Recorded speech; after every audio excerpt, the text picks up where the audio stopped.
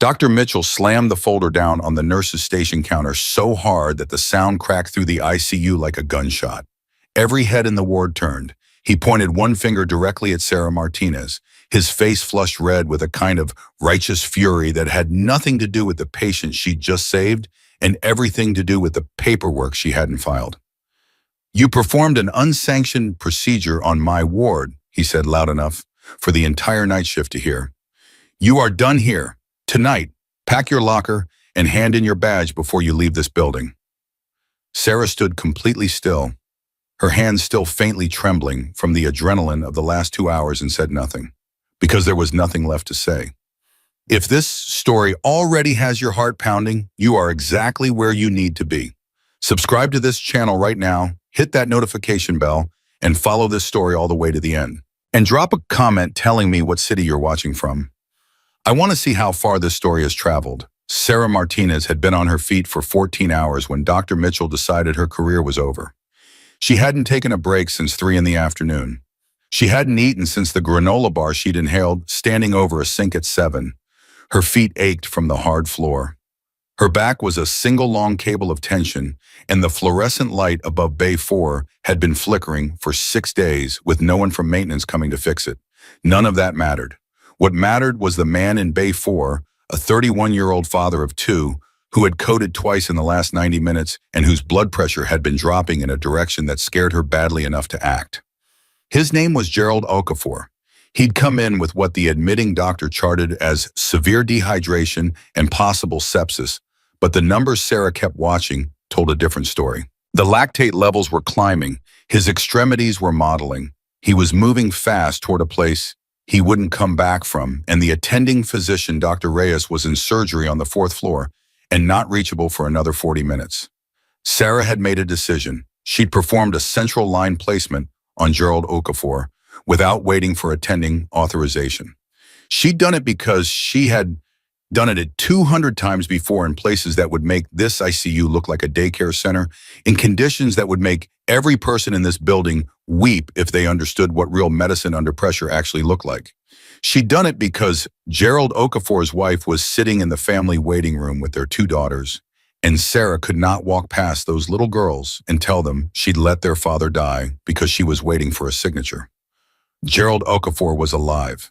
His pressure had stabilized within 20 minutes. Dr. Reyes had come down from surgery, looked at the chart, looked at Gerald, and quietly said, "Good call." Then he'd gone back upstairs, and Mitchell had arrived.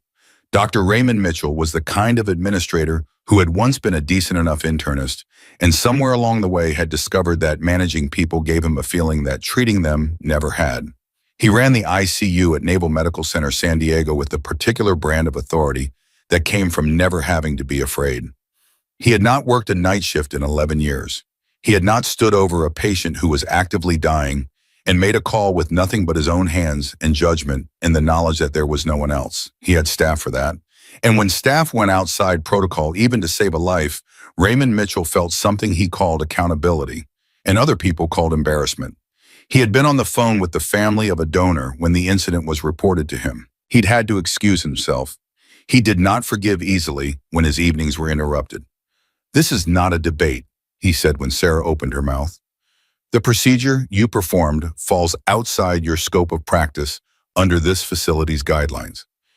You know the policy. Gerald Okafor has a heartbeat right now because I didn't wait for a policy," Sarah said. Her voice was very quiet. That was a thing people who knew her well had learned to notice. When Sarah Martinez got quiet, she was not backing down. She was choosing her words with the precision of someone who understood that language like medicine required economy under pressure. "That is not your call to make." Tonight it was.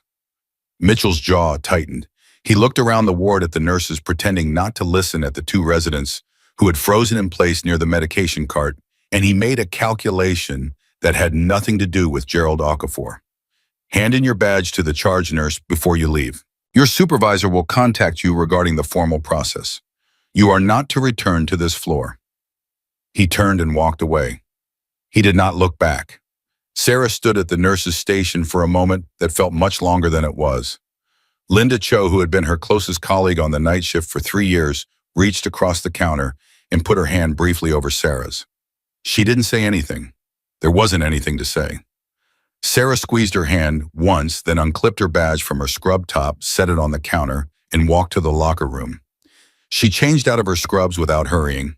She folded them neatly even though they were going into her bag.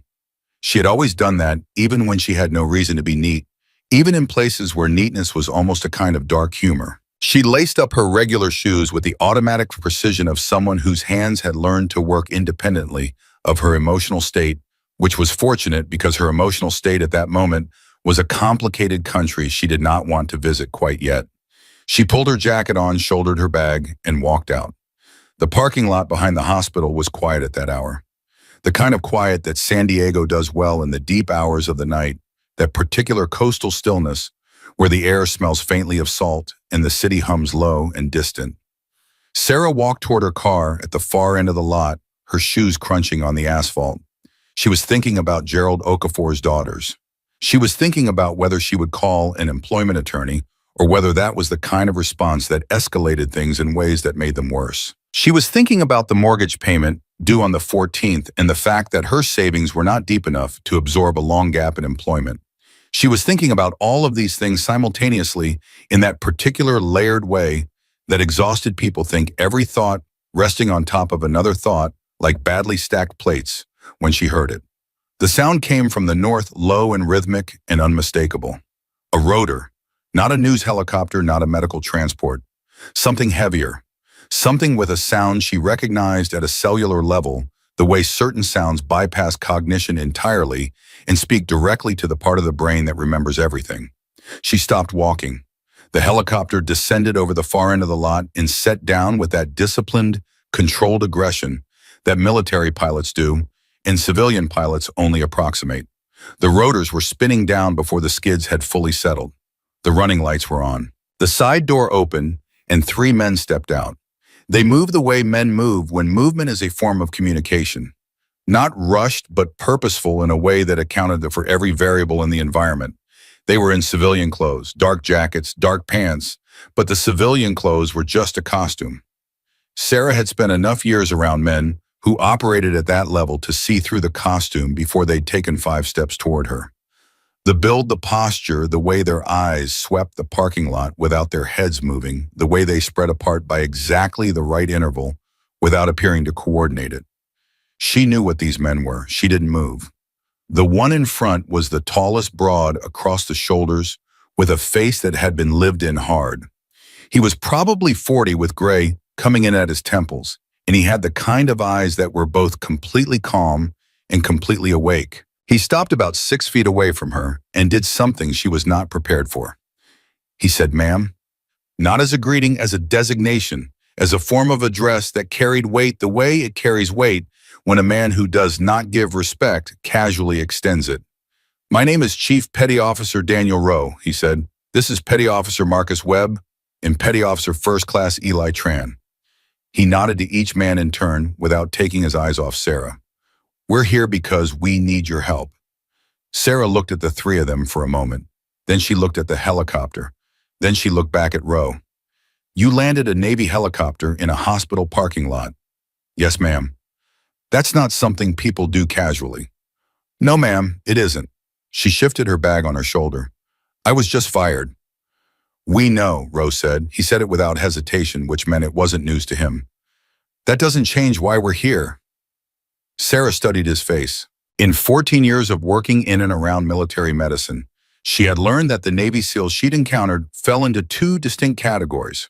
There were the ones who wore their identity like armor, who wanted you to know exactly who they were and what they'd done and expected a certain kind of deference in return. And then there were the ones like Daniel Rowe, the ones who carried everything inward, whose authority was so deeply embedded in who they were that they had no need to announce it. Those were the ones who scared you a little, not because they were dangerous, but because they were serious. When men like Daniel Rowe asked for something, the thing they were asking for was not small. "Tell me," she said.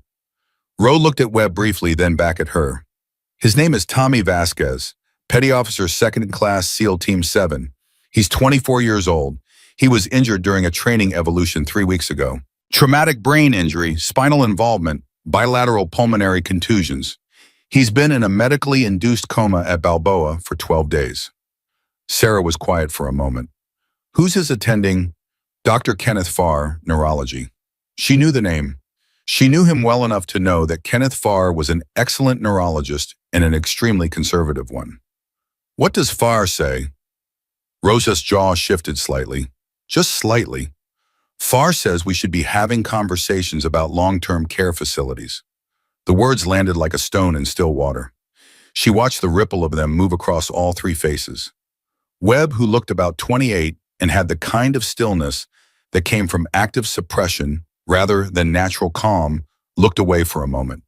Tran, the oldest after Rose, stood very still, his hands in his jacket pockets. You don't believe him, Sarah said. Tommy was talking in week 2, Rose said. He was squeezing hands. He tracked movement. And then they adjusted his sedation protocol, and something changed. His responsiveness dropped. His numbers got worse. He paused. We are not medical people, Ms. Martinez. We know how to do a lot of things, and medicine is not one of them. But we know Tommy Vasquez. We have known him for 4 years, and what we are seeing does not match what we are being told. Sarah was very still. Something old and professional had woken up in her chest, something that had nothing to do with the night's events, or Mitchell, or the badge she'd left on the nurse's station counter. What are you asking me to do? Come look at him, Rose said. It was that simple. Come look at him and tell us what you see. I'm not his physician. I have no standing to prescribe. I know, Rose said. I know that. We're not asking you to treat him. We're asking you to look. Because the people who have standing to treat him are telling us to let him go, and we are not ready to do that. Not without another set of eyes. Sarah stood in the quiet parking lot with these 3 men and the helicopter behind them and the hospital building behind her, and she thought about Gerald Okafor's daughters. She thought about the thing that had made her go into medicine in the first place. The thing that existed before the protocols and the paperwork and the Mitchell-shaped bureaucracy of institutional medicine. She thought about what it was to be the last person standing between someone and the dark, and what it meant when no one else was willing to stand there. How long has he been at Balboa? She asked. 3 weeks, Rose said. Anyone on the family side pushing back on Farr's assessment? His mother, Webb said. It was the first time he'd spoken, and his voice was lower than she expected. Mrs. Vasquez has been there every day.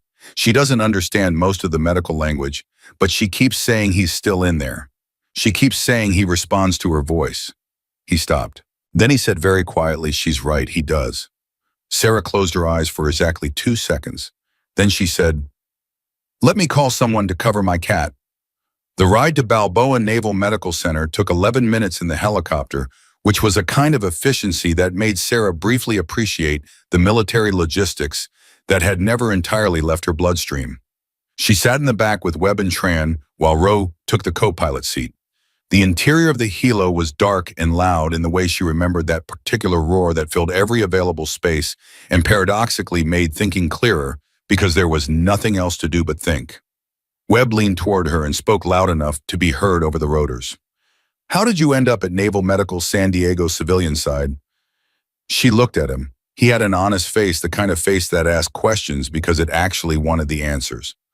Long story, she said. We've got 11 minutes. She almost smiled at that. Almost. I was a medic, Army not Navy. Did 2 tours in Afghanistan, 1 in Iraq. Came home and went back to school. Nursing made more sense than medicine for a lot of reasons I won't bore you with. Naval Medical hired me 6 years ago. She paused. Mitchell hired me, actually, back when he still cared more about capability than compliance. Tran, who had been looking out the window, turned his head. You were a combat medic. Yes. He nodded slowly with the particular economy of expression that men in his profession used when they were recalibrating something. Tommy was in Kandahar for 8 months, he said, before the training accident. How did it happen? Sarah asked. The accident. Rose's voice came through from the front loud and clear over the headset. Halo jump, equipment malfunction. He went in hard. The reserve chute partially deployed, but the angle was wrong. He hit ground at a velocity that should have killed him. A pause. He's 24 years old and he survived a landing that would have ended most people. That is not a man whose brain has given up. They landed on the Balboa roof pad with the same controlled precision as the first touchdown. A corpsman was waiting at the rooftop entrance, young and clearly briefed, who handed Sarah a visitor's lanyard without asking any questions and led them down through the building at a pace just short of a run. The neuro ward was quiet at 2 in the morning. Most of the lights were dimmed. The duty nurse at the station looked up when the group of them came through, looked at the lanyard around Sarah's neck, looked at Roe, and made the pragmatic decision that some questions were above her pay grade. Room 12 was at the end of the corridor. The door was partly open. Through it, Sarah could hear the low and steady rhythm of a ventilator, the quiet electronic percussion of monitoring equipment. And she could hear something else. A woman's voice, very soft, speaking in Spanish. Roe pushed the door open and Sarah walked in. Carmen Vasquez was 51 years old and had the face of a woman who had been refusing to sleep properly for 3 weeks. She was sitting in the chair beside the bed, with her son's hand in both of hers, and she was talking to him the way people talk to the ones they refuse to lose, without expectation of response, without any agenda except presence. She looked up when they came in. Her eyes went to Sarah with the immediate and desperate assessment of a person who has learned to read every new face for the possibility of hope. "This is the woman I told you about," Rose said quietly. Mrs. Vasquez stood. She was a small woman, barely 5'3", and she reached out and took Sarah's hand in the way you take the hand of someone you've been waiting for. "They told me his brain is too damaged," she said. Her accent was gentle San Antonio, or somewhere close. "They told me he is not going to be who he was, but I have been talking to him every day and I know my son is listening. I know he is." Her eyes were very direct. "You believe me?" Sarah looked at her for a moment. Then she looked at the young man in the bed. Tommy Vasquez had the build of someone who had been in extraordinary physical condition before the accident, the kind of musculature that didn't vanish quickly even under prolonged bed rest. His face was young and bruised, and still the ventilator tube taped in place, the monitors cycling their quiet data above him. His left hand lay open on the blanket where his mother had been holding it. Sarah moved to the bedside. She set down her bag. She reached out and put 2 fingers against Tommy's wrist, feeling his pulse beneath her fingertips, steady and stronger than she expected. She looked at his chart, which Ro handed her. She read through it with the particular speed of someone who has read 10,000 charts, pausing twice, her eyes moving back to recheck a number. She looked at the current sedation protocol. She looked at the date it had been adjusted. She looked at the date his responsiveness had declined. The dates matched. She was quiet for a long moment. Ro was watching her. Webb was standing near the door. Tran had moved to stand on the opposite side of the bed from Sarah, looking down at Tommy with an expression that was difficult to read and impossible to look away from. "What are you seeing?" Ro asked. Sarah set the chart down. She picked up a pen light from her bag and very gently lifted Tommy's right eyelid, checked the pupil lifted. The left checked again. She ran her thumb lightly across the back of his hand. She said, "Tommy." Nothing. She said it again differently. "Tommy Vasquez, my name is Sarah. I'm a nurse. I need you to squeeze my hand if you can hear me." She put her palm against his and waited. The room was absolutely silent. And then Tommy Vasquez's fingers closed around hers. Faint, partial, but real. Mrs. Vasquez made a sound that was not quite a sob and not quite a word and put her hand over her mouth. Sarah kept her eyes on Tommy's face and said very evenly, "I need to speak to Dr. Farr tonight." Rose said, "It's 2 in the morning." "I know what time it is," Sarah said. She did not look up. "I need to speak to Dr. Farr tonight." There was a silence in which nobody moved. Then Ro reached into his jacket pocket and took out his phone. Sarah Martinez stood in that room with a young man's hand in hers and 3 hardened military operators watching her in the kind of silence that forms around a moment that has just changed shape, and she understood with the absolute clarity of a person who has stood in enough of those moments to recognize them that this was not the end of her night. This was not even close to the end of her night. And somewhere beneath the exhaustion and the still raw shock of being fired, and the adrenaline hangover of Gerald Okafor, and everything else that the last 12 hours had piled onto her, without apology beneath all of it, something in her chest had quietly and definitively settled into place. She was exactly where she was supposed to be. Dr. Kenneth Farr arrived at room 12 at 2:47 in the morning, wearing a look that said he had not been sleeping when Ro called him but wished he had been. He was 63, lean, in the way academics sometimes got lean, as though intellectual effort burned calories, and he wore his authority the way men of his generation wore it, with the assumption that it was simply correct, and any challenge to it was a misunderstanding to be gently corrected. He stopped in the doorway when he saw Sarah. "Who is this?" he said to Ro. "Her name is Sarah Martinez," Ro said. "She's a nurse from Naval Medical San Diego. She has observations about Tommy's condition that I think you need to hear." Farr looked at Sarah the way a certain kind of specialist looks at a nurse, which is to say he looked at her the way a man looks at a piece of furniture that has unexpectedly spoken. "This is highly irregular," he said. "I was called out of my home at 3 a.m. because a nurse has observations." "His sedation protocol was adjusted on the 14th, Sarah said. She hadn't waited for Farr to finish his sentence. She picked up the chart and held it toward him, open to the relevant page. His measurable responsiveness declined, beginning on the 16th. That's a 48-hour lag, which is consistent with cumulative benzodiazepine effect at this dosage in a patient with his degree of TBI. You may be reading neurological deterioration when what you are actually looking at is oversedation." The room went very still. Farr's eyes moved from her face to the chart. He took it from her hand. He read. Sarah watched him read, watched the particular sequence of small expressions that moved across his face, the initial dismissal, then the pause, then the involuntary recalibration of a man who was genuinely intelligent and genuinely honest and had just been handed an argument he could not immediately dismantle. "You are a nurse," he said finally. "I was a combat medic for 8 years before I was a nurse," Sarah said. "I have managed TBI patients in the field under conditions that didn't include a single piece of equipment in this room. I am not diagnosing your patient. I am telling you what I see in his chart and asking you to consider whether the trajectory you're observing is pharmaceutical rather than neurological." Farr was quiet for a long moment. He looked at Tommy. He looked at the chart again. He looked at Sarah. "He squeezed her hand," Mrs. Vasquez said from her chair. Her voice was very clear in the quiet room.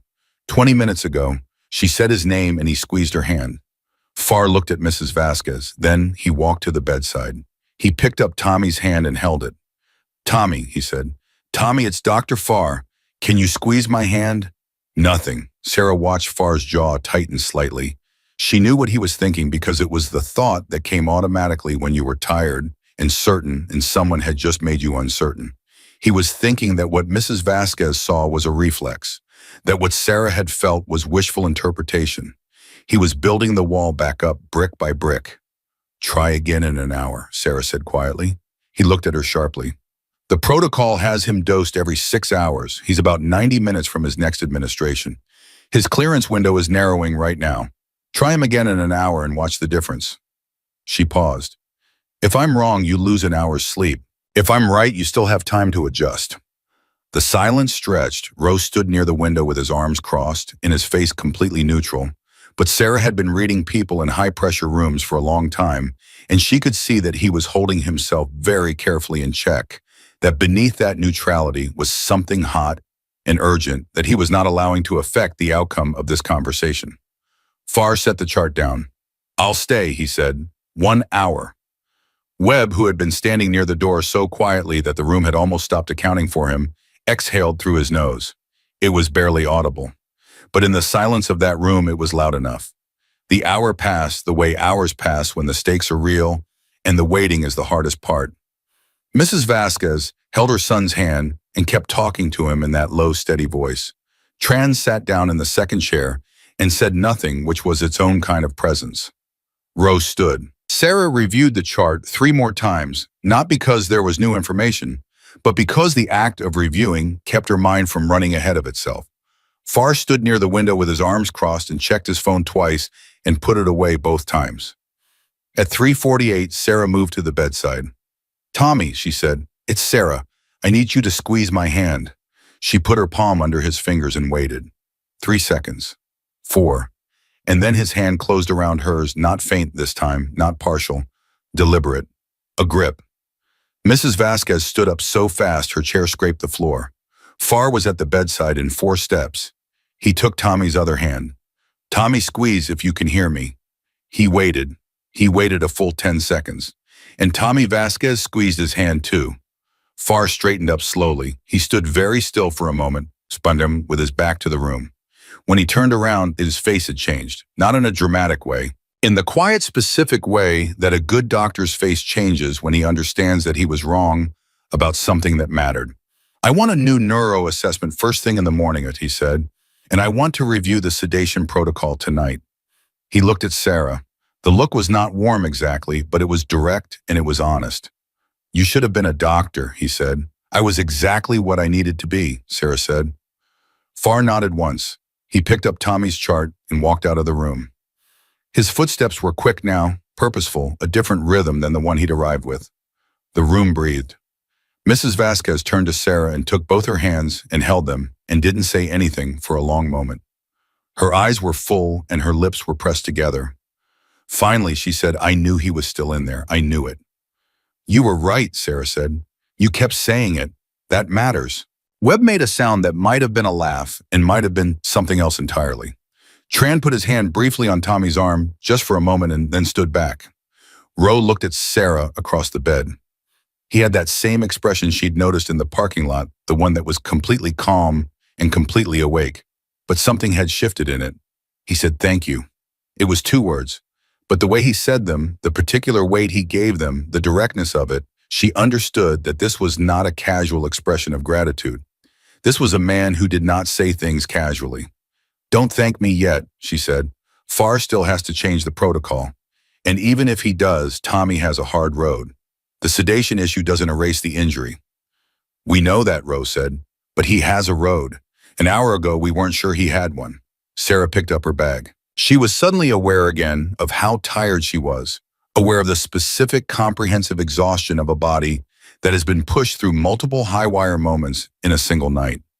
She also noticed with a kind of distant surprise that she had not thought about Mitchell's for the badge on the nurse's station counter in over 2 hours. I should go, she said. We'll take you back, Rose said immediately. Then he paused. Unless you want to stay for the morning assessment. She looked at him. I have no standing here. Farr tolerated me tonight because you gave him no choice. In the morning and daylight with colleagues around, it'll be different. You could have standing, Rose said. There are people I can call. At 4 a.m. Yes. She studied his face. He was not being reckless. He was being exactly as serious as he had been in the parking lot. She understood that the people Daniel Rowe could call at 4 a.m. were not the kind of people whose calls went unanswered. Tell me something, she said. How did you find me tonight specifically? How did you know where I'd be that I was finishing a shift? Rowe and Webb exchanged a brief look. It was the look of people who have agreed in advance on how much to say. We've been watching Tommy's case for 2 weeks, Rowe said. When Farr's assessment started pointing toward long-term care, we started looking for someone who might see it differently. Your name came up. My name came up, she said slowly. In what context? In the context of a nurse at Naval Medical San Diego who had prior combat medicine experience and a reputation for doing what needed doing, regardless of institutional pressure. He paused. We did our homework, Ms. Martinez. You knew about my Army service. Yes. She shifted her bag. That's not public information. No, Rose said. It isn't? There was a silence in which several things were communicated without being said. Sarah had a certain level of security clearance residual from her military service that she had never discussed with anyone at Naval Medical San Diego. She had deliberately kept her past compartmentalized, not out of shame, but out of a considered decision about who she wanted to be in the next chapter of her life. The fact that 3 Navy SEALs had landed a helicopter in her parking lot knowing exactly who she was and what she had done was not alarming to her exactly, but it was a reminder that the chapter she thought she'd closed had pages she hadn't accounted for. I'll stay for the morning assessment, she said. Webb grinned for the first time. It transformed his face completely, made him look his age, which was young. Good, he said. At 6:15 in the morning, Dr. Farr arrived with a neurologist colleague named Dr. Yolanda Marsh, who was 20 years younger than Farr and had the sharp, fast energy of someone who had come into her field because she was genuinely fascinated by the brain rather than by the prestige of the specialty. Marsh reviewed the adjusted chart, reviewed the night's observations, and within 40 minutes had ordered a revised sedation protocol that reduced the benzodiazepine dosage by 60% over the next 18 hours. Sarah sat in the family waiting room down the hall with Mrs. Vasquez while it happened because Farr had asked with professional courtesy, but also with obvious relief if she wouldn't mind giving him the room. She minded less than she might have. She was on her third cup of coffee from the family room machine, and her body had moved through the exhaustion and come out the other side into that particular altered state of extended wakefulness where everything felt slightly more real than usual. Mrs. Vasquez had a thermos of her own coffee and had produced from the large tote bag she apparently carried everywhere a Tupperware container of pan dulce that she set on the table between them without explanation, as though feeding people were a reflex she had no interest in suppressing. "How long have you been coming here every day?" Sarah asked. 22 days, Mrs. Vasquez said. "I drove from San Antonio. My sister has my other 2 kids." She wrapped her hands around her coffee cup. "When they called me the first call, they said he was critical. They said, 'Prepare yourself.' I told them I would not prepare myself for anything except him coming home." She looked at Sarah with that same directness her son had apparently inherited because Sarah had seen that same quality in Tommy's brief, fierce grip. "Does that sound crazy to you?" "No," Sarah said. "It sounds like you know your son." Ms. Vasquez smiled for the first time, and it was the kind of smile that showed you what she must have looked like before 3 weeks of hospital waiting rooms. "He's stubborn," she said. "Gets it from his father, God rest him. Tommy used to say that the reason he became a SEAL was because someone told him he couldn't." She shook her head. "He was 19 years old, and he walked into a recruiter's office because a coach told him he wasn't tough enough for the team." A short, warm laugh. 4 years later. Sarah looked at the doorway beyond which Tommy Vasquez was lying in a bed with a revised sedation protocol and 2 neurologists who were now asking different questions. "He's going to fight," she said. "Whatever comes next, he's going to fight." "He already is," Mrs. Vasquez said. Roe appeared in the waiting room doorway at 7:40. His jacket was gone, his sleeves rolled to the elbows. He looked like a man who had been awake for 20 hours and was not going to acknowledge it. "Marsh wants to talk to you," he said to Sarah. Sarah set down her coffee and stood. Dr. Marsh was in the hallway outside Tommy's room, tablet in hand, and she had the kind of energy that morning people have after a development they consider professionally interesting. "The initial response to the adjusted protocol is better than I expected at this interval," she said to Sarah without preamble. "His motor responses are more consistent. I want your read on something." She pulled up a scan on her tablet and held it out. Sarah looked at it. It was a brain MRI from 11 days ago. Marsh's finger moved to a region in the lower right quadrant. Farr's assessment of this contusion was that it was too extensive for meaningful recovery, she said. "I want to know if you see what I see." Sarah looked at the scan for a long moment. She was a nurse, not a radiologist, and she knew the limits of her training, but she also had 8 years of looking at trauma in conditions that required everyone to read everything regardless of specialty. "The margins are regular," she said slowly. "The edema distribution looks like acute swelling rather than structural damage. Is there a comparative from day one?" Marsh smiled quickly. "That's exactly the right question." She swiped to a second image. "Here." Sarah looked at both scans together. The difference was not subtle to her eyes. "This is resolving," she said. "The edema is resolving." "That's my read too," Marsh said, which means Farr's prognosis was based on a snapshot of acute injury, not of underlying structure. She paused. "I need to have a conversation with him this morning that is going to require a certain amount of diplomatic care." "That's not my department," Sarah said. Marsh looked at her for a beat. "Chief Rowe told me about what happened last night. At Naval Medical. Mitchell." She said the name with a specific flatness. "I want you to know that what you did with Gerald Okafor was correct. I've reviewed similar cases and the central line placement was the right call." "It cost me my job," Sarah said. "I know," Marsh said.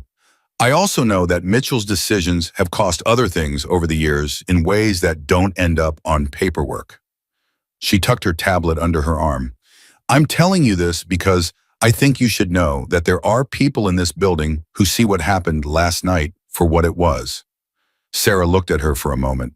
Then she said, "How is Tommy this morning?" Marsh's expression softened. "He opened his eyes 40 minutes ago. Both of them. He held visual focus for 11 seconds. His mother was holding his hand. She paused. He looked at her. Sarah put her hand against the wall behind her and pressed it there just briefly for balance. Not because she was going to fall, but because the body sometimes needed an anchor when the thing you had hoped for became the thing that was actually true. Webb was in the hallway leaning against the opposite wall with his arms crossed. He had been there for this conversation, and he was not trying to pretend otherwise. When Sarah looked at him, he said, "Yeah," in the tone of someone who has run out of more complex words for what they're feeling. Tran came around the corner from the direction of Tommy's room. He stopped in front of Sarah and stood there for a moment.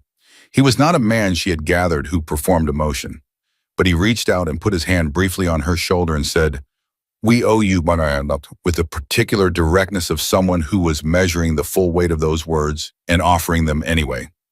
"You don't owe me anything," Sarah said. "I did what anyone with the right information would have done."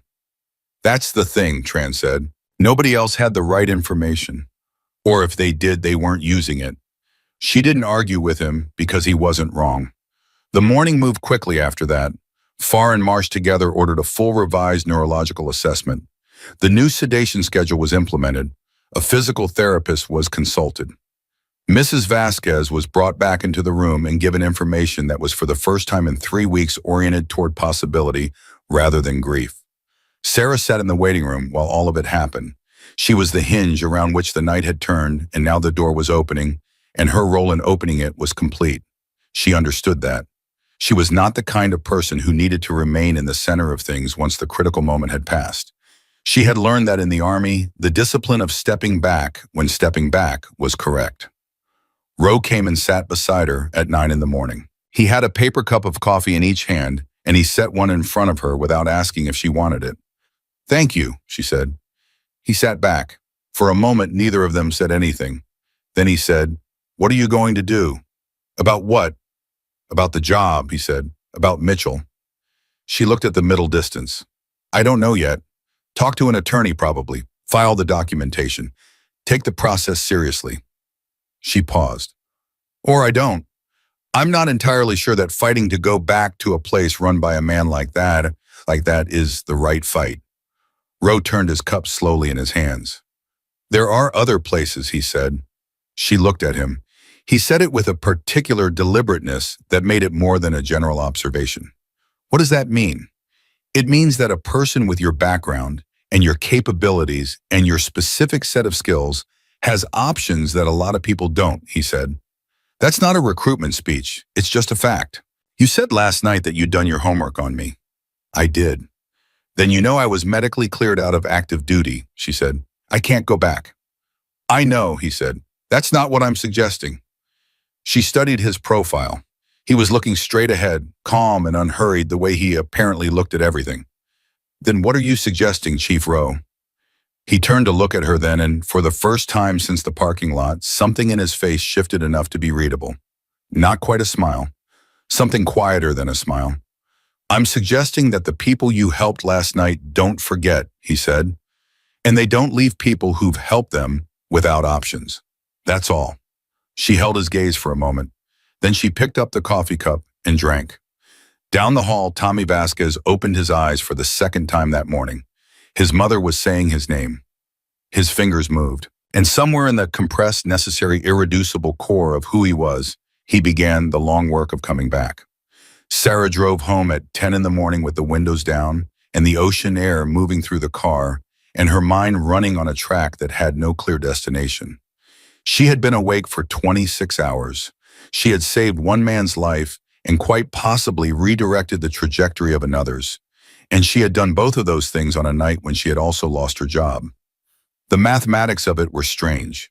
She was not sure whether she had come out ahead or behind, and she suspected that the answer was neither, that what had happened existed outside the kind of accounting where ahead and behind were meaningful categories. She slept for 5 hours. When she woke up, there were 4 missed calls on her phone. The first was from Linda Cho, her colleague from the night shift, who had left a voicemail that said simply, "Call me when you can. There's something you need to know."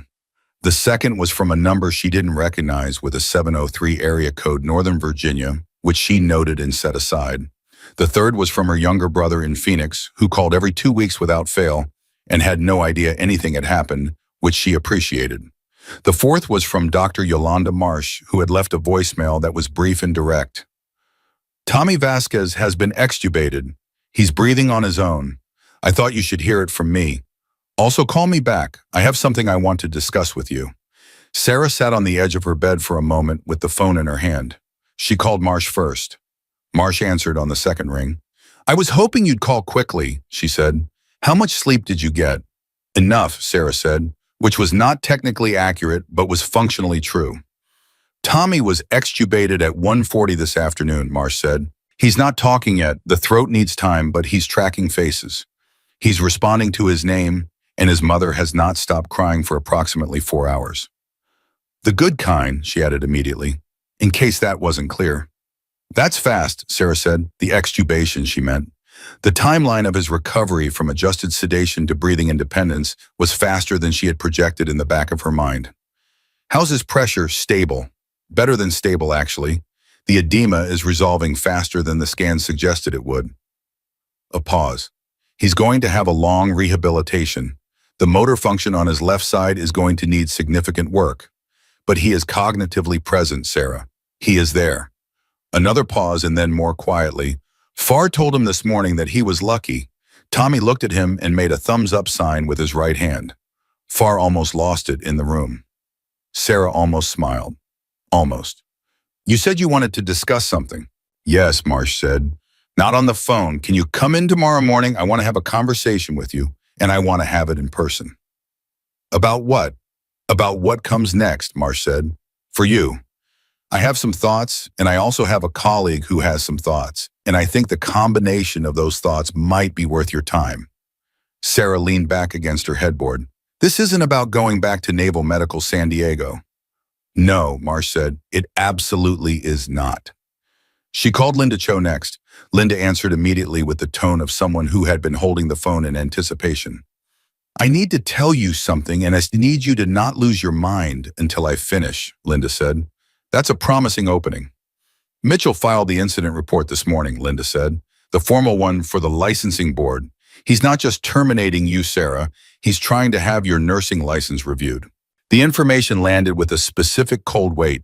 Not panic. Sarah had not panicked since a Wednesday afternoon in Kandahar in 2009, when panic had briefly presented itself as an option, and she had decided it wasn't. But the wait was real, and she felt it clearly. A licensing review meant process time, money, and the particular vulnerability of having the thing you had built your second life around held up to scrutiny in an arena where the outcome was not entirely in your control. On what basis, she asked. Scope of practice violation, Linda said. The central line. He's framing it as a pattern of unauthorized medical decision-making. Sarah, he pulled 3 other incidents.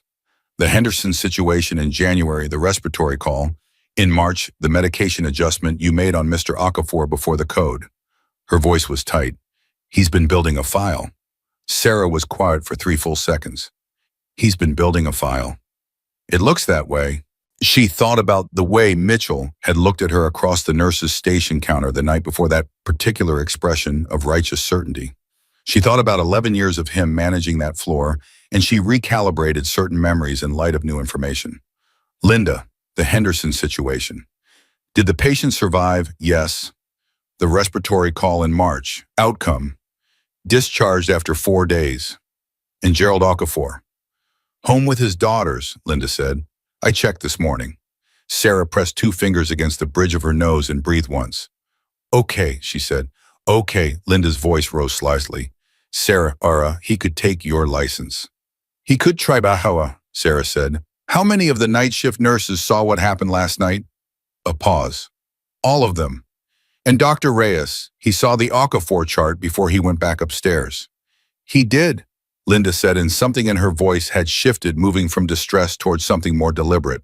And he said before he left that it was a good call. I heard him say it. I need you to write that down, Sarah said. Today while it's fresh. Date it, sign it, put it somewhere safe. Can you do that? Already done, Linda said. I did it at 7 this morning, and Rosario did one too, and Chen. A brief silence. We're not just letting him do this, Sarah. We're not. Sarah sat with that for a moment. 4 nurses on a night shift in an ICU, none of them high profile, none of them particularly positioned for institutional power, all of them quietly building a record. That mattered.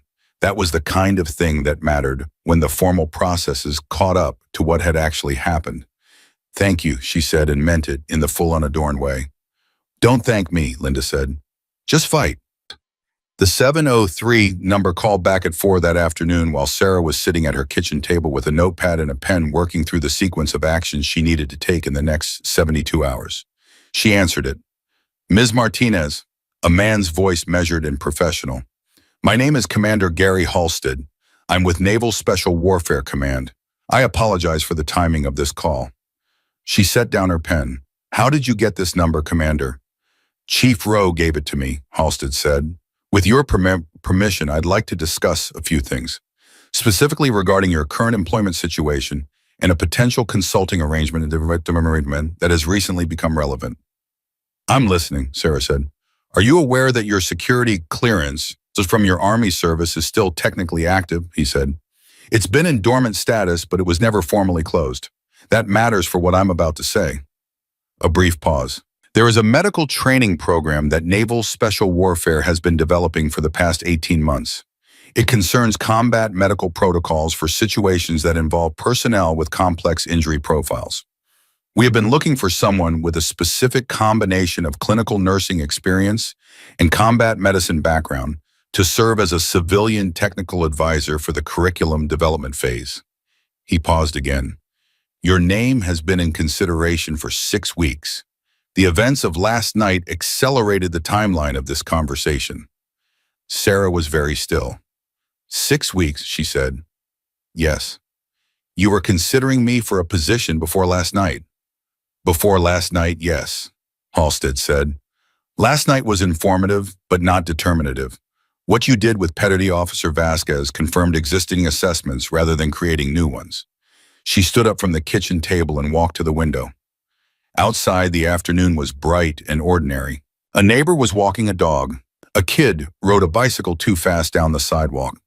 The world was going about itself with complete indifference to the fact that her life was in the process of rearranging itself around a new axis. "This consulting arrangement," she said, "what does it look like practically?" "Contract basis, initially 12 months, Halstead said. "Flexible schedule, civilian status maintained throughout. The work would be based primarily here in Coronado, some travel. The compensation is competitive, and I can send you detailed figures this evening if you'd like to review them before we speak again." Another pause. "I want to be direct with you, Ms. Martinez. We are aware of what Mitchell is doing with the licensing board. That process is going to run its course, and we believe it will resolve in your favor given the facts. But the timeline on that could be 6 months or more, and during that period, this arrangement would provide both income and a professional context that has, let's say, certain institutional weight behind it." Sarah turned away from the window. "You're telling me that Naval Special Warfare Command, being in my professional corner, would make the licensing board review considerably less complicated?" "I'm telling you that the facts of your record speak clearly," Halstead said carefully, "and that context sometimes helps facts speak louder."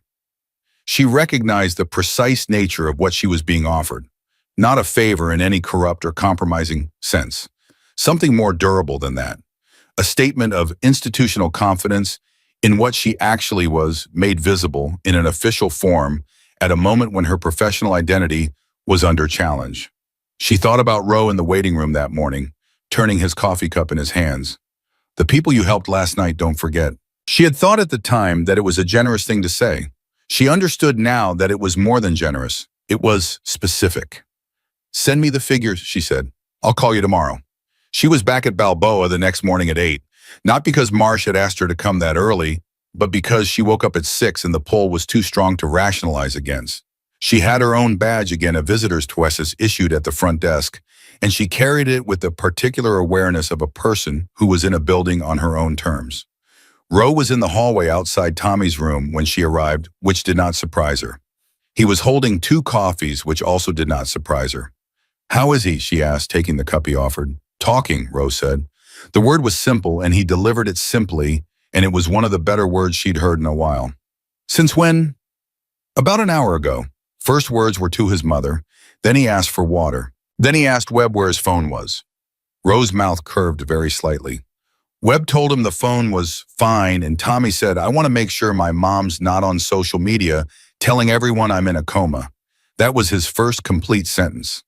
Sarah laughed, a real laugh, sudden and brief. That's a good sign. Yeah, Roe said. He looked at the door. He knows you're here. He asked about you last night after Mrs. Vasquez told him what happened. He wanted to know who the nurse was. What did she tell him?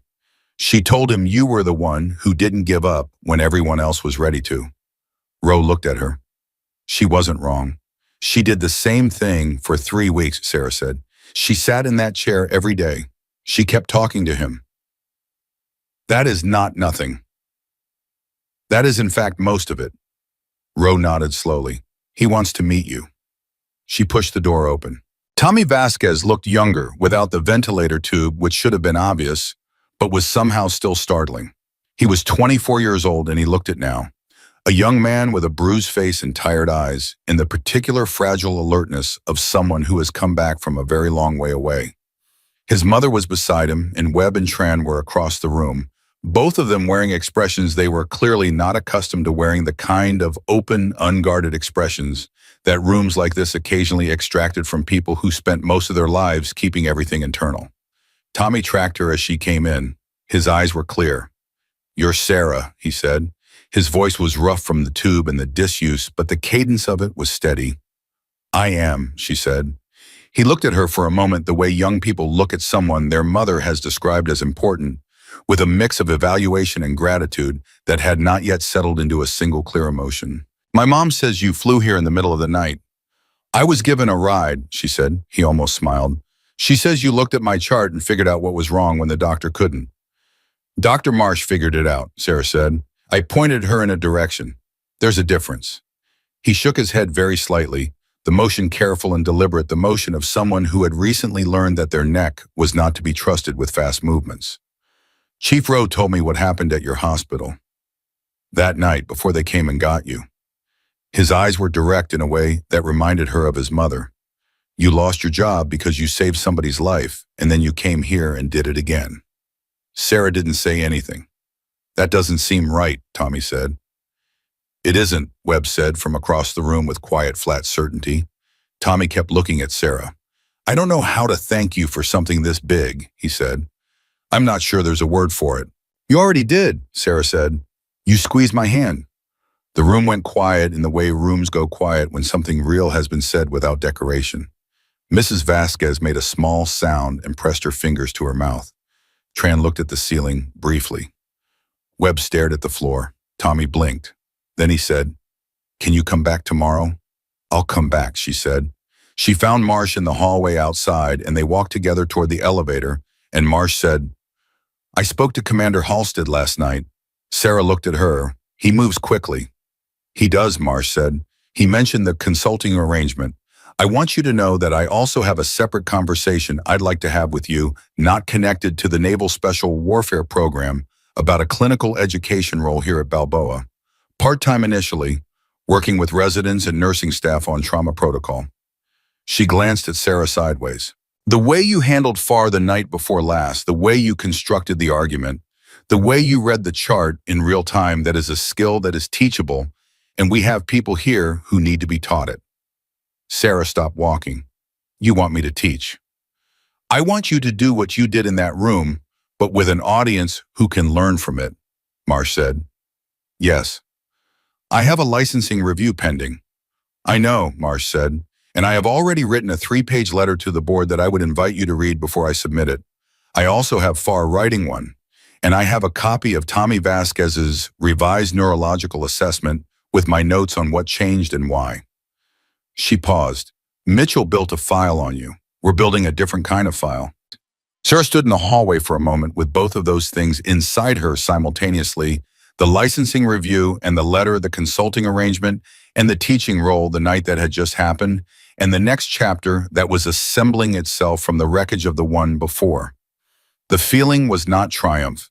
It was something quieter than triumph and more durable. It was the feeling of ground under your feet after a long time without it. I'd like to read the letter, she said. Come to my office, Marsh said. They walked. Behind them in room 12, Tommy Vasquez was asking his mother if she'd eaten anything that morning, and Mrs. Vasquez was telling him she was fine, and he was saying that was not what he asked, and she was laughing, actually laughing for the first time in 23 days. The sound of it moving down the corridor and reaching Sarah before the elevator door closed, warm and clear and absolutely alive. Marsh's letter was 3 pages, and it was the most precisely constructed piece of professional advocacy Sarah had ever read. It did not editorialize. It did not appeal to emotion. It laid out in the specific and undecorated language of clinical medicine exactly what Sarah had done on the night in question, exactly what the outcome of each decision had been, and exactly what the standard of care demanded in each scenario. Then it compared those facts to the language of the scope of practice violation Mitchell had filed, and the comparison was not flattering to Mitchell. Sarah read it twice at Marsh's desk while Marsh sat across from her and drank coffee and said nothing, giving her the room to receive it properly. When Sarah set it down, she said, "You wrote this last night." "I wrote the first draft at midnight," Marsh said. "I revised it at 5 this morning." "You didn't sleep." "I slept 3 hours. I'm a doctor. 3 hours is a full night." Marsh set down her cup. Farr's letter is shorter, but carries weight in ways mine doesn't, because he is the more senior name, and because he is frankly the kind of man the board is accustomed to listening to. He knows that, and he wrote it accordingly. A pause. "He also called Mitchell this morning." Sarah looked up from the letter. "Farr called Mitchell." "He did?" Marsh said. "I don't know exactly what was said because Farr is not a man who reports his conversations to other people. But I know that Mitchell's administrative assistant called the board's intake office at 8:47 this morning and requested a brief procedural delay in the initial filing." She looked at Sarah with an expression that was precise and satisfied in equal measure. A delay is not a withdrawal, but it is a different posture than what Mitchell had yesterday. Sarah sat with that for a moment. Farr calling Mitchell was not a small thing. Farr was the kind of physician whose professional regard other physicians wanted, and whose professional disapproval they feared in the specific, quiet way that people feared things that never got loud. Whatever he had said, it had been enough to make Mitchell pause. And a man like Mitchell, who had spent 11 years building a file on a nurse and then pulled the trigger at 2 in the morning after a sleepless night of wounded ego pausing, was significant. "What do you need from me?" Sarah asked.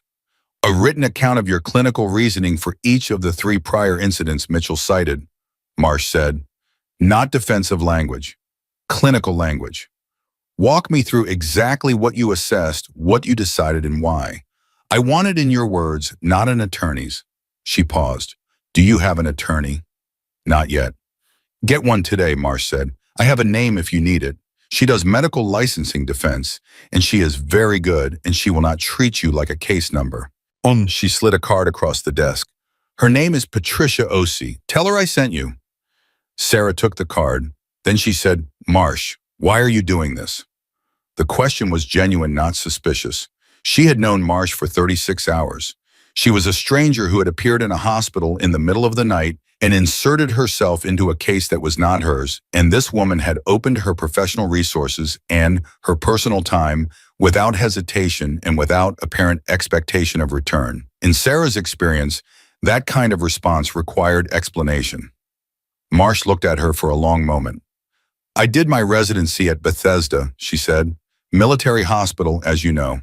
My first year, I had a patient, a Marine 22 years old, severe TBI from a vehicle accident in training.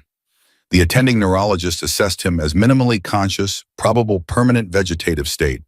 He recommended we have the family conversation." She stopped.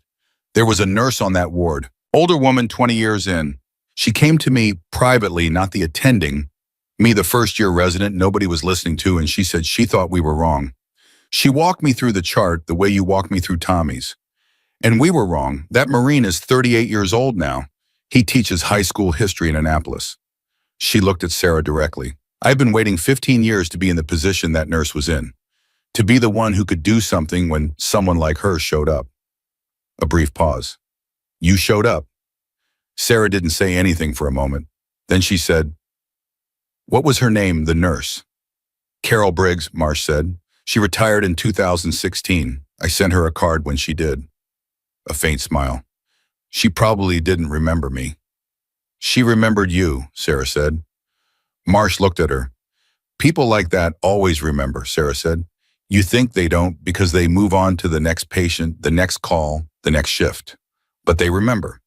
Marsh was quiet for a moment. Then she straightened and picked up her tablet. Write the clinical accounts today. I'll have Osei's office call you by end of business. Sarah left Marsh's office and walked back toward Tommy's room. Not because she needed to stop in, but because the corridor went that way and she was not quite ready to leave the building. She was thinking about Carol Briggs, whom she'd never met in a hospital in Bethesda 15 years ago, walking up to a first-year resident and saying the thing that needed to be said. She was thinking about the invisible chain of those moments, the ones that never ended up in paperwork, that connected forward through time in ways none of the people involved ever fully tracked. Roe was in the corridor outside Tommy's room and on his phone, speaking in the low and economical way he had. He held up one finger when he saw her finish the call and pocketed the phone. Halstead wants to know if you've had a chance to review the figures he sent. I reviewed them last night, Sarah said. And they're fair, she said. More than fair. Roe nodded. He'll be pleased to hear that. A pause. Have you made a decision? Sarah looked at the door to Tommy's room. She could hear voices inside Tommy's rough new voice and Webb's the particular dynamic of two young men who trusted each other completely and expressed it by giving each other a hard time. There was laughter. Webb's laugh was surprisingly easy, which she had not expected from the silence he'd maintained most of the night before. She thought about what it meant to be the kind of person who'd climbed into a military helicopter at 1 a.m. to go find a fired nurse in a parking lot. She thought about what kind of work produced that kind of loyalty. I have conditions, she said. Roe's expression didn't change, but his eyes sharpened slightly. Tell me. The consulting arrangement is concurrent with the Balboa teaching role Marsh has proposed. I won't choose between them. If Naval Special Warfare wants my time, they get it on a schedule that accommodates the clinical work. That's reasonable, Roe said. The curriculum work I do for Halstead's program is credited to me professionally. My name, my methodology, not absorbed into an institutional document with no attribution. Also reasonable, Roe said. Also something Halstead will agree to without negotiation. And if the licensing board review goes sideways, I need the program's support to be visible and on record, not behind the scenes, on record. Roe looked at her steadily. Halstead is already preparing that a letter, Vaughn, he said. He started it the morning after you came here. It was not contingent on your agreement to the arrangement. That stopped her. She'd assumed the institutional support was part of the offer, something that would materialize if she signed. The idea that it had already been initiated independent of whether she accepted anything landed differently. Why, she said, because what Mitchell did was wrong, Rose said in the flat, uncomplicated way he stated things that were factual. And because you came here on no sleep after being fired, and you were right, and the people who were wrong about Tommy are going to have to live with how close it came. Halstead understands that the institution owes you something that has nothing to do with a contract. A pause. He's not a complicated man, the commander. He just believes that debts should be paid. Sarah looked at the floor for a moment, then she looked up. Tell him I'll call him this afternoon. She went back into Tommy's room to say goodbye. Tommy was sitting up slightly, which was new from the morning, and clearly being supervised closely by a physical therapist who was making notes on a tablet near the door. Mrs. Vasquez had gone down to get food at Sarah's firm instruction from the previous day, which meant Tran had apparently been appointed to sit with Tommy at development. Tran seemed to regard with the same equanimity he brought to everything. Webb was standing near the window. Tommy looked at her when she came in. You're leaving, he said. He'd already read it from her posture somehow. She filed that away. Even with a TBI in recovery, Tommy Vasquez was reading his environment. I have things to take care of, she said. The Mitchell thing, Tommy said. It wasn't a question. She looked at him. Roe told you. He told me enough, Tommy said. He told me you're getting a raw deal because of what you did for Okafor and because of what you figured out here. His voice was still rough, but his cadence was accelerating day by day, recovering the rhythm that was native to him. That burns me. It's being handled, she said. I know, he said. Chief Rowe handles things. He said it with this comfortable certainty of someone who had 4 years of evidence behind that statement. Then he shifted slightly carefully and said, "Can I ask you something?" "Sure." "When you came in here the first night, when you said my name and asked me to squeeze your hand," he paused, "did you actually think I was in there, or were you trying something on the chance it might work?" Sarah looked at him for a long moment. "Both," she said. "The chart said you might be in there. Your mother said you were definitely in there. I weighted your mother's assessment heavily." Tommy was quiet for a beat. "She's usually right," he said, and the way he said it was not sentimental. It was the assessment of someone who had empirical evidence. "Yes," Sarah said, "she is." She said her goodbyes and walked out, and she was almost to the elevator when Tran appeared in the corridor behind her. She heard his footsteps and turned. He stopped a few feet away and put his hands in his pockets. "I want to tell you something," he said. "Okay," she said. "I've been doing this job for 11 years, he said. "I've seen a lot of people in critical situations. Medical people, military people, people who are supposed to be in charge of things." He paused. "The ones who are actually good at it, the ones you'd want in your corner when everything's coming apart, they have a quality. I don't have a word for it exactly. It's not confidence. Confidence is something different. It's more like they're just absolutely where they are, not somewhere else, not managing the situation from a distance, just completely there." He looked at her. "You have that. I've only seen it a handful of times." Sarah held his gaze. "Thank you, Eli." It was the first time she had used his first name, and he received it without surprise. He nodded once and went back toward Tommy's room. She drove to Patricia Osei's office that afternoon. Osei was 45, a small woman with natural hair and reading glasses she wore on a chain around her neck, and the particular focused energy of someone who spent her days being the most prepared person in every room. Her office was on the 3rd floor of a building in Hillcrest, and she stood up when Sarah came in and shook her hand with the firm businesslike grip of a person who considered every second of client time an investment. "Dr. Marsh called me this morning," Osei said. "I've reviewed the initial documentation Mitchell filed. Sit down." She sat herself and opened a folder without ceremony. "Let me tell you what I see." Sarah sat. "Mitchell's filing is not frivolous," Osei said. "I want to be honest with you about that. The scope of practice argument has a structural legitimacy. The question is whether the facts support the application of that structure, and based on what Marsh has told me and what I've read in the initial documentation, I believe they do not." She looked at Sarah over her reading glasses. "What he is describing as a pattern of unauthorized decision-making is, by any objective clinical review, a pattern of appropriate emergency judgment. The distinction matters enormously to the board. They are not interested in punishing nurses who save lives. They are interested in punishing nurses who override physician authority for reasons that are not clinically justified." She set the folder down. "In every case Mitchell has cited, the clinical justification is explicit and the outcome is documented. Gerald Okafor is alive and was discharged to his family. That is a hard fact that does not bend." "He's framing it as a management problem," Sarah said.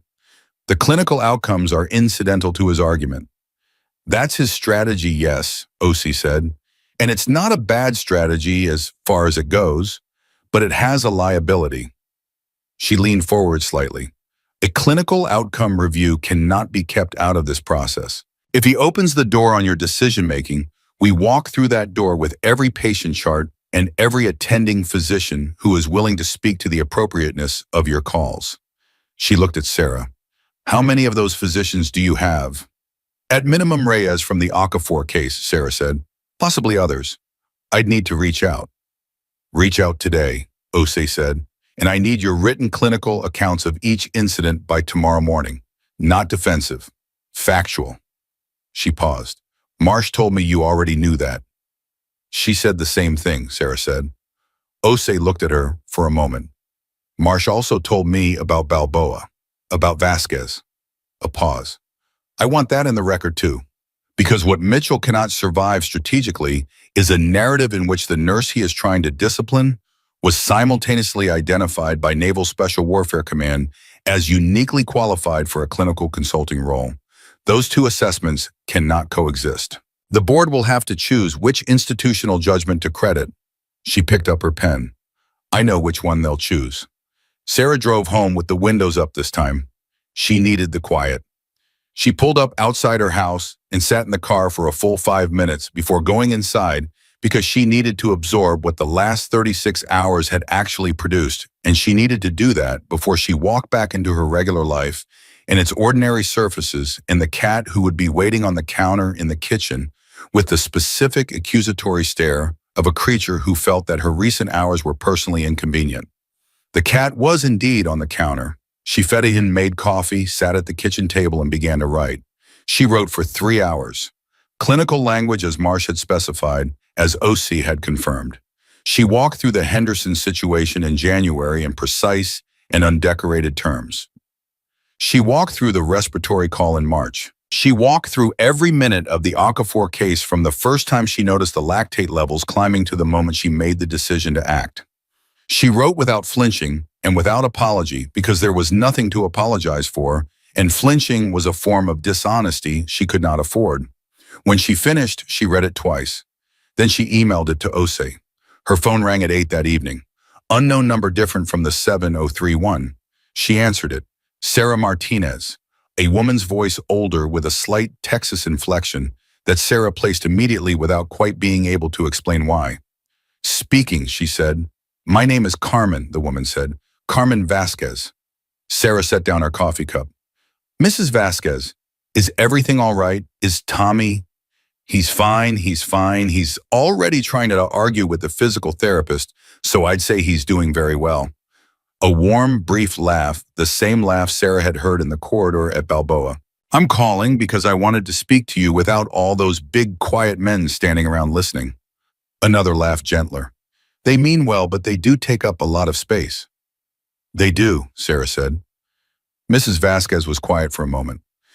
I have been sitting in that hospital for 23 days telling God and my son and anyone who would listen that he was still in there. And I want you to know that when you walked into that room and said his name and put your hand in his and he squeezed it, that was the first time in 23 days that I felt like the world was on the right side again. Her voice was steady, but only the way voices are steady when a person has practiced steadiness for a very long time. I don't know how to repay that. You don't need to repay it, Sarah said. I know I don't need to, Mrs. Vasquez said. I want to. There's a difference. A pause. Tommy told me about your situation with your job, and I want you to know that whatever I can do, whatever a retired school teacher from San Antonio can do, I will do. If they want me to talk to someone, I will talk to someone. If they want a letter, I will write a letter. And I want you to know that I will be in that courtroom or that hearing room or wherever they hold this thing, and I will be wearing my good dress, and I will say exactly what I saw. Sarah was quiet for a moment. She was thinking about Carol Briggs and Bethesda and the chain of invisible moments. She was thinking about a 22-year-old Marine who taught high school history in Annapolis. She was thinking about the way certain nights rearranged the furniture of a life so completely that the old layout became impossible to remember clearly. Mrs. Vasquez, she said, your being in that chair talking to your son every day when everyone else was ready to stop, that is what made all of this possible. Not me. You held that space open. I just walked through the door you kept open. The silence on the line was long and full. Then Mrs. Vasquez said very quietly, he's going to walk out of that hospital. Dr. Marsh says it could be as early as 6 weeks if the rehabilitation goes well. He'll make it go well, Sarah said. I know, Mrs. Vasquez said. I know my son. And in her voice was the same certainty, the same bedrock, unbudgeable conviction that had kept her in that chair for 23 days, when every institutional voice around her was pointing toward grief. I want you to come to dinner, she said, when he's home, when all this is behind you. I want you to come to San Antonio, and I will cook for 3 days, and you will eat until you can't move. That is the deal I'm offering. Sarah almost said she didn't need to do that. She stopped herself because Mrs. Vasquez was right. There was a difference between need and want. I'd like that, she said. Good, Miss Vasquez said, with the satisfied finality of a woman who had just confirmed something important on a list. Take care of yourself, Sarah. You matter too, not just to us, to all those patients you haven't met yet. The line went quiet. Sarah sat at her kitchen table for a long time after that, the coffee going cold, the cat settling in the chair across from her with the sovereign indifference of his kind. Outside, San Diego was moving into its late evening, the air cooling the city, finding its nighttime rhythm. Somewhere across town, in a hospital that ran all night and never fully went to sleep, Tommy Vasquez was probably arguing with a nurse about something which was the best possible sign that he was going to be fine. And somewhere in a building in Hillcrest, Patricia Osei was reading Sarah's 3 hours of clinical writing, and somewhere in Naval Special Warfare Command, Gary Halstead was preparing a letter, and somewhere Kenneth Farr was sitting with the uncomfortable and productive awareness that he had almost gotten it very wrong, and the night that had started with a folder slamming down on a nurse's station counter was still moving, still working, still producing consequences that Sarah could not entirely see from where she stood. She did not know yet what the licensing board would decide. She did not know yet what the consulting work would become, or whether the teaching role would take root, or what shape her professional life would have 6 months from now. What she knew was that she had stood in the right place at the right moment, and she had not flinched, and she had not waited for permission, and that the world had responded to that in the way it occasionally responded when you did the thing you were actually built to do. She washed her coffee cup, fed the cat again, because he was insistent about it, and went to bed. At 7 the next morning, her phone rang. It was Osei. "I read your accounts," Osei said with a preamble. "They're excellent, clear, factual, completely defensible." A pause, and then something shifted in her voice, a precision that had a point at the end of it. "Sarah, I need to tell you something I found last night when I was reviewing Mitchell's filing more carefully. Something that changes the shape of this case considerably." Sarah was already sitting up. "Tell me." "The 3 prior incidents Mitchell cited," Osei said. "He has documentation on them. Notes, observations, dated records, detailed ones." A pause. "The level of detail and the consistency of the documentation across 3 separate events over 9 months is not the kind of thing a hospital director produces on the night he decides to fire someone. This file was being actively maintained." Another pause, and this one was the kind that preceded the arrival of something large. "I ran his name through the state medical board's public records this morning. Mitchell has had 2 prior complaints filed against him in the last 6 years, both by nursing staff, both alleging retaliatory personnel action after the nurses in question raised patient safety concerns." She let that land. "Both complaints were withdrawn before formal review." Sarah was very still. "Withdrawn," she said. "Withdrawn," Osei said. "I don't know why yet, but I am going to find out. And if the pattern is what I think it is, we are not just defending your license, Sarah. We are building a case that is significantly larger than 1 nurse and 1 night shift." Her voice was steady and purposeful in the way Sarah had come to recognize as Osei's version of Rose calm, the particular quiet of someone who had just seen the full shape of the terrain and was already mapping the route. "Are you ready for that?" Sarah looked at the morning light coming through the window. She thought about the 2 nurses who had withdrawn their complaints. She thought about the ones who might come after if nothing changed. She thought about what Linda had said on the phone. "Just fight." "Yes," she said. "I'm ready." Osei's discovery did not stay quiet for long. Within 48 hours of her call, she had tracked down both nurses who had filed prior complaints against Mitchell. The first was a woman named Diane Pratt, who had left Naval Medical San Diego in 2019 and was now working at a hospital in Sacramento. The second was a man named Robert Ewan, who had transferred to a VA facility in Los Angeles and had not spoken about what had happened to him in over 3 years. Osei called them both. Diane Pratt called back within 2 hours. Robert Ewan took a day. When he did call back, he talked for 90 minutes without stopping. Both of them had raised patient safety concerns on Mitchell's floor. Both of them had subsequently found themselves facing personnel reviews with detailed documentation of alleged performance issues that neither of them had been warned about or given opportunity to address. Both of them had been told through intermediaries that the review process could be resolved quietly if the complaints were withdrawn. Both of them had withdrawn the complaints because they were exhausted and frightened and alone, and because the institution had made it very clear which direction its weight was going to fall.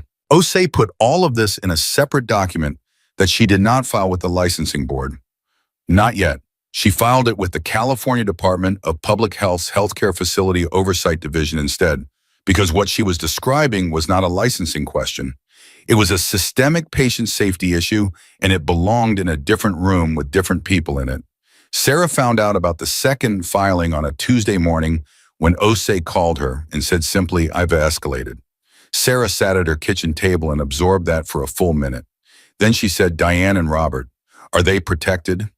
"Their submissions are confidential in the initial review phase," Osei said, "and both of them have retained counsel. Robert called me after our conversation and asked for my recommendation on an attorney. I gave him 2 names." A pause. "He sounds like a man who has been waiting a long time to stop being afraid of this." "How long until the state review starts?" 6 to 8 weeks for initial assessment, but the existence of the review itself changes Mitchell's position in your licensing case immediately. The board does not look kindly on complainants who are simultaneously under regulatory scrutiny. It creates a conflict of credibility that is very difficult to manage. She paused. "Sarah, I want to be honest with you. This is now considerably larger than we anticipated. You need to be prepared for it to get louder before it gets resolved." Sarah thought about that. Louder meant visible. Visible meant her name in documents and her record under scrutiny in an arena where she had not chosen to be. It also meant Diane Pratt and Robert Ewan, who had been quiet for years, finally having their accounts included in something that would be read by people with authority to act on it. That was not a small thing. That was in fact the thing that mattered most. "I'm prepared," she said. She told Roe that afternoon. They had fallen into the habit over the past 2 weeks of talking by phone every few days. It had begun as practical coordination updates on Tommy's recovery and the consulting arrangement timeline and the logistics of her new role at Balboa, but it had become something more like what it actually was. 2 people who had been through a significant thing together and had not yet fully processed it, and were doing so incrementally in the way that people process significant things when they are not the kind of people who sit with feelings in an organized way. Roe listened to the full account without interrupting. When she finished, he said, "2 other nurses." "Yes." "And they both withdrew under pressure." "Yes." A silence, not a long one. "Good," he said with the flat, decisive finality that she had come to recognize as his version of deep feeling. "That needs to come out." "It's going to be complicated," she said. "Things that need to come out usually are," he said. "Complicated doesn't mean wrong." Tommy was discharged from Balboa on a Thursday morning, 41 days after the helicopter had landed in the Naval Medical San Diego parking lot. Sarah was there. She had not planned to mom, but Roe had called the night before and said, "He wants you there." And that had been sufficient. Mrs. Vasquez had been there since 7 in the morning, which was 2 hours before discharge, because she was Mrs. Vasquez, and she had a certain relationship with punctuality that had nothing to do with clocks and everything to do with making sure that no one she loved had to wait for her. She had brought pan dulce again. The nurses on the floor had come to regard this as a weekly occurrence and planned around it with quiet gratitude. Tommy walked out. Not with full confidence, not without effort, the left side still rebuilding itself, and the physical therapist still very much part of his daily life. But he walked, upright under his own power, his mother's hand in his left hand and Webb on his right side, and Tran and Roe behind him, the 4 of them moving together through the corridor with the particular formation of people who did not use the word family casually, but meant it in every sense when they did. Sarah was standing near the elevator. Tommy saw her and stopped walking. He looked at her for a moment. His face had filled out from the hollows of the early recovery days, and the bruising was entirely gone, and he looked like what he was, a young man who had been taken to the edge and had chosen with everything he had to come back. "You said you'd come back," he said. "I did," she said. He held out his right hand steady and deliberate, and she took it. He gripped it firmly, the same hand she had put her palm under in the dark of room 12, and waited. The same hand that had, in the quiet of a room full of people who were afraid to breathe, closed around hers and changed everything. "Thank you," he said. He said it the way Roe had said it in the waiting room weeks ago, with the specific and unperformative weight of someone who meant a thing completely. "Walk all the way back," she said. "That's what I want." "Already planning on it," he said. Mrs. Vasquez pulled Sarah into a hug that was brief and fierce and smelled like coffee, and the particular warmth of a woman who had been through something enormous and come out the other side holding her family intact. She didn't say anything. She didn't need to. The licensing board review hearing was scheduled for a Wednesday morning in March, 8 weeks after Mitchell had filed his complaint.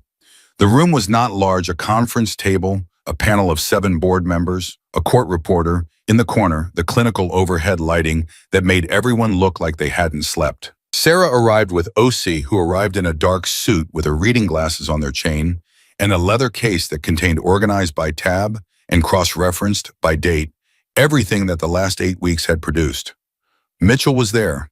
He sat across the table with the hospital's legal counsel beside him, and his expression was the same expression he had worn when he fired her, the righteous certainty of a man who was sure of his position. But the certainty was working harder than it had been. She could see the effort in it now. The posture was the same, but the posture was covering something that had not been there before. She was not glad to see him uncomfortable. She was not interested in his discomfort as its own reward. But she noted it the way she noted clinical data as information about a condition's trajectory. The board chair opened the proceedings and laid out the structure of the hearing with the practiced economy of someone who had run many of these. Then she turned to OC and said, "Counsel, you may proceed with the response to the complaint." OC opened her folder. She was not a person who performed drama. She was a person who understood that the most powerful form of advocacy was clarity, and that clarity delivered in a steady voice with specific facts behind it was more persuasive than anything that arrived with theatrical weight. She began. She walked through the Okafor case first. She read from Dr. Reyes's written statement, which said in the direct language of a physician who had decided that what was accurate was more important than what was institutional, that the central line placement performed by Sarah Martinez had been clinically appropriate, that the outcome was unambiguous, and that in his professional judgment, the same decision made 10 minutes later would have changed that outcome. She presented Gerald Okafor's discharge summary. She did not editorialize. She let the facts sit in the room and do their own work. Then she presented the Henderson case, then the respiratory call in March. The same structure for each clinical reasoning, documented outcomes attending physician corroboration. 7 minutes per case, precise and unhurried. Then she moved to Tommy Vasquez. She presented Dr. Marsh's letter, which the board had received in advance and clearly read because 2 of the 7 members looked at it with the recognition of people revisiting something that had already made an impression. She presented Dr. Farr's letter, which was shorter and carried the particular institutional gravity that Marsh had predicted. She presented the revised neurological assessment with Marsh's annotations showing the difference between what the initial sedation obscured picture had suggested and what the underlying structural reality had actually been. Then she said, "I would like to submit one additional document for the record." She passed a copy down the table. "This is a letter from Commander Gary Halstead of Naval Special Warfare Command regarding Ms. Martinez's engagement as a civilian technical advisor for the Naval Special Warfare Medical Training Program, effective this month. The commander has asked that the board note the institutional assessment of Ms. Martinez's clinical capabilities and professional judgment that underlies this engagement." She paused. "I would direct the board's attention specifically to paragraph 3. Sarah had read paragraph 3 of Halstead's letter 4 times in the previous week. It said in the specific and weightless language of someone who wrote official documents for a living that Sarah Martinez's clinical decision-making in the cases under review was consistent with the standards of performance that Naval Special Warfare Command required of its own medical personnel, and that in the command's assessment, the outcomes achieved in those cases reflected exactly the kind of judgment they were actively seeking in a consulting role. It did not attack Mitchell. It did not argue with his framing. It simply placed its institutional authority on the opposite side of the scale from his and let the weight do the work. The board chair read paragraph 3. She set the letter down. She looked at Mitchell's counsel. Mitchell's counsel requested a brief recess. The recess lasted 12 minutes. When they came back, Mitchell's expression had changed. Not collapsed, not surrendered. But the specific quality of righteous certainty was gone from it, replaced by the more complicated expression of a man who has been calculating outcomes and has arrived at a number he does not like. The board reconvened. The chair asked several clarifying questions, primarily of Sarah, about the timeline of the Okafor decision and the specifics of her assessment of Gerald's deteriorating condition. Sarah answered each question in the same clear factual language she had used in her written accounts. No apology, no defensiveness. The specific calm of a person who knows what they did and why they did it and is not afraid to say both out loud. The panel deliberated for 40 minutes. When they came back, the chair looked at Sarah and said, "The board finds no basis for disciplinary action on any of the 3 incidents cited in the complaint. The complaint is dismissed." She looked at her colleagues briefly, then back at Sarah. The board would also note for the record that the clinical decision-making demonstrated in these cases reflects a standard of patient advocacy that this board considers exemplary. We do not add that notation routinely. We are adding it here. Osei closed her folder with the quiet precision of a person placing a period at the end of a long sentence. Sarah sat with the verdict for a moment, not in disbelief, in the specific full-body relief of a person who has been carrying something heavy for 2 months and has just been permitted to set it down. Mitchell stood. His counsel said something to him quietly. He looked at Sarah across the table, and for a moment his face held something that was almost unguarded. Whatever was moving through him in that moment, she did not have enough information to name it exactly. He turned and walked out without speaking. She found out 3 weeks later from Linda Cho, who had an impeccable information network, that Mitchell had taken a leave of absence from Naval Medical San Diego, pending the State Health Department review. The leave was described in the internal communication as voluntary. It was the kind of word that covered a great deal of ground. Sarah's first day in her consulting role at Naval Special Warfare Coronado was the first Monday of April. She drove down in the morning with the windows open because the weather had turned and the air coming off the water was clean and sharp, and she had been looking forward to this specific drive for weeks in a way she hadn't fully articulated until she was actually doing it. Halstead met her at the entrance himself, which she had not expected. He was a compact man in his 50s with a precise handshake and the particular quality of someone who assessed everything he saw and said nothing about the assessment until he had considered it completely. He shook her hand and said, "We're glad you're here." He said it with the same directness that Rowe and Tran and Webb all shared, that particular no-decoration honesty that she had come to associate with the community she was now formally part of.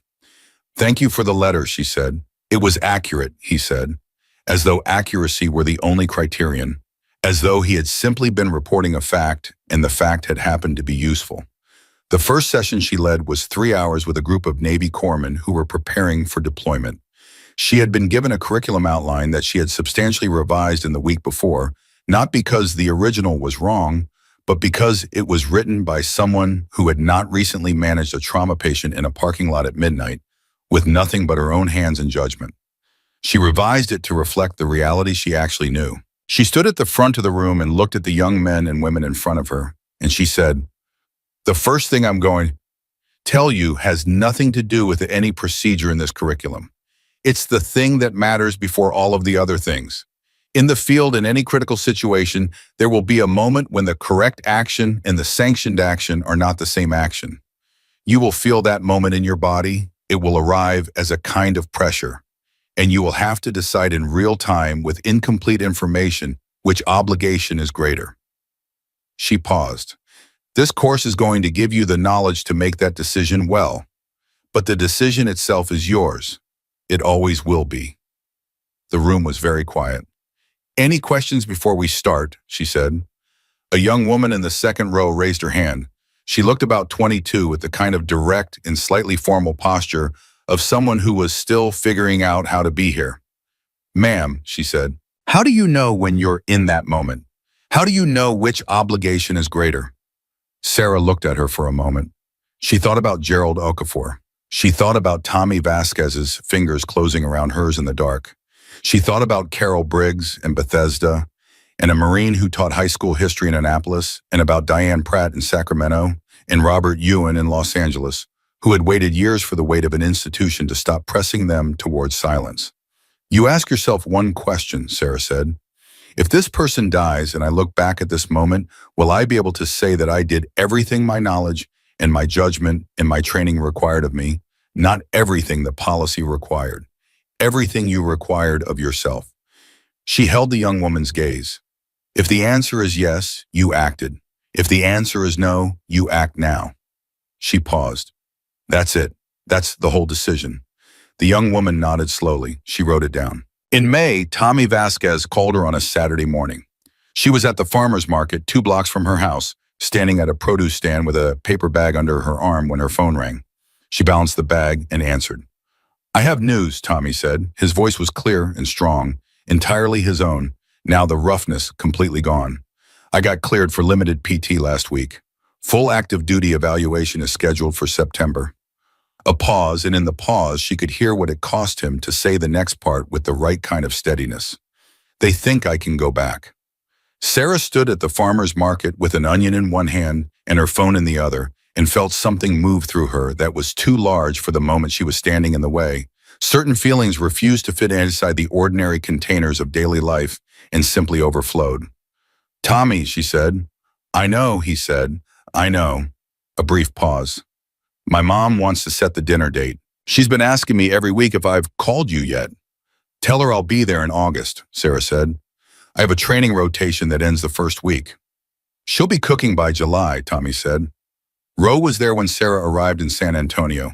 She had not known he would be, and she was surprised by her own lack of surprise when she walked into the Vasquez family backyard and saw him standing near the far edge of the patio with a glass of iced tea in his hand talking to Tommy's uncle with the exact same measured attention he brought to everything. He looked up when she came through the gate, and something in his expression shifted in a way she had learned to read, the very slight, very specific adjustment of someone for whom controlled expression was a discipline and not a habit. You made it, he said. I said I would, she said. Mrs. Vasquez's cooking was everything she had promised and more. The table was loaded with the particular abundance of a woman who expressed love through labor and had been given a reason to labor unreservedly. Tommy sat at the head of the table next to his mother, and Webb was there, and Tran was there, and Tommy's 2 aunts, and his uncle, and 3 cousins, who regarded the Navy SEALs at their table with the specific mixture of awe and familiarity that family occasions produce. And the evening was warm and long, and moved at the unhurried pace of people who had earned the right to simply be together without urgency. After dinner, Tommy found her standing on the small back porch, and he stood beside her for a moment, in the comfortable silence of people who did not require conversation to occupy shared space. Then he said, You changed the direction of my life. You changed mine, Sarah said. He shook his head slightly. Not the same. It is exactly the same, she said. If you hadn't been in that hospital, I would have driven home that night and gone to sleep and woken up the next morning and called an attorney and fought a small private battle against a man who didn't deserve the energy. Instead, I walked into a room and was reminded of why I became a medic in the first place. That's not a small thing, Tommy. That's everything. He looked at her for a long moment. Webb says you're the best he's seen, he said. He's not a man who says that about anyone. Webb cried in a hospital room, she said. Tommy grinned. I know. I will be telling him that for the rest of his life. The grin faded into something quieter. I mean it, though. You matter. What you do matters. Not just to me. She looked at the San Antonio night, warm and still and full of the ordinary sounds of a family evening winding down. She thought about the young woman in the second row of her first training session who had written down her answer. She thought about the corpsman who had gone home that day and would carry something with them that they didn't have before. She thought about Diane Pratt and Robert Ewan, whose cases were moving through the state review process with the slow grinding certainty of a system that was finally being asked to account for itself. She thought about Gerald Okafor and his daughters. She thought about the particular invisible chain of moments that connected all of it, each one arising from the one before, each one making the next one possible. She thought about a helicopter landing in a parking lot at 1 a.m. and 3 men stepping out and saying simply, ma'am, and meaning by it exactly what needed to be meant. The state health department completed its review 6 weeks later. Mitchell resigned before the findings were published. The hospital announced a new patient safety protocol that required all personnel action against staff who raised safety concerns to be reviewed by an independent committee before filing. Linda Cho was appointed to that committee. She called Sarah when she found out and said, You fought and then some? And Sarah said, We fought because it was true and because accuracy mattered. In September, Tommy Vasquez was cleared for full active duty. He called Sarah from Coronado, standing on a pier in the afternoon, and said, "I'm back," in a voice that carried in it the full weight of what those two words represented. Every day of rehabilitation, every session with the physical therapist, every morning, he had gotten up and decided again that he was not done, and his mother in a chair beside a hospital bed talking to him through 23 days of silence. Because she knew with the absolute and unbudgeable certainty of someone who had carried him into the world that he was still in there. He was still in there. He had always been in there.